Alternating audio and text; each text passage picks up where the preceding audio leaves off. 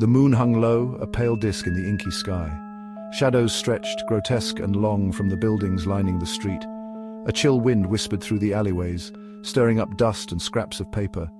It was the kind of night that felt heavy, pregnant with unspoken things.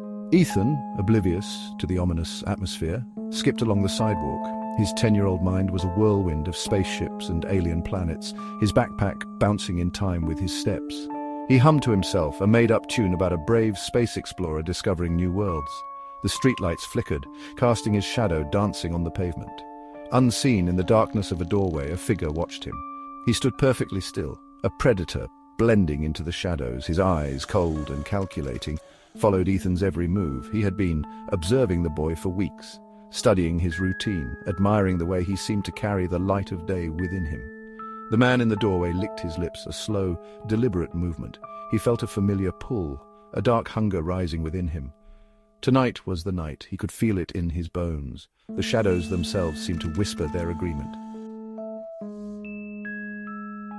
Ethan reached the mouth of the alleyway, his internal narrative reaching its climax. He had just saved the alien princess from the clutches of the space pirates. He puffed out his chest, feeling every bit the hero. He didn't notice the flicker of movement behind him, the soft padding of footsteps on the concrete. The man grabbed Ethan, clamping a hand over his mouth before he could scream. Ethan struggled, his eyes wide with terror. He caught a glimpse of a pale face, eyes like chips of ice, before everything went dark. The man dragged him deeper into the alley, away from the faint light of the street lamp. The stench of urine and decay hit Ethan's nostrils as he was bundled into the back of a rusty van. He struggled against the ropes binding his wrists and ankles, his heart pounding like a drum in his chest. The man watched him with an unsettling calmness, his expression unreadable.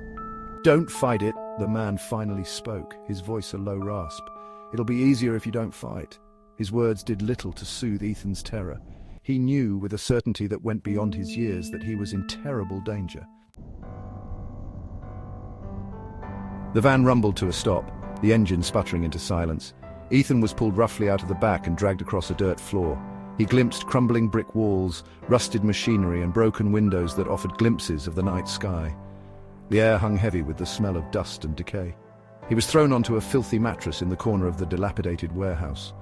The man stood over him, a silhouette against the faint moonlight filtering through the grimy windows. Ethan closed his eyes, squeezing out tears of fear and frustration. "Please," he whispered, his voice trembling. "Please let me go." The man didn't reply. He moved around the warehouse, his movements ghost-like in the shadows. Ethan could hear him rummaging through a toolbox, the metallic clang of tools sending shivers down his spine.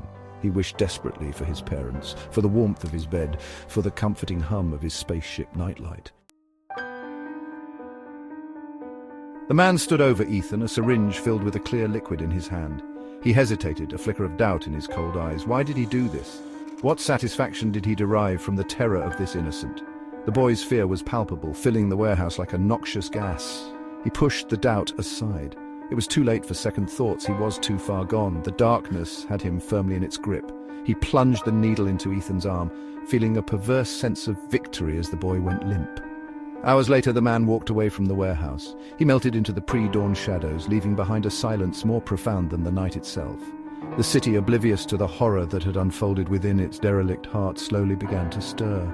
Life went on, unaware of the innocent lost, another victim claimed by the shadows.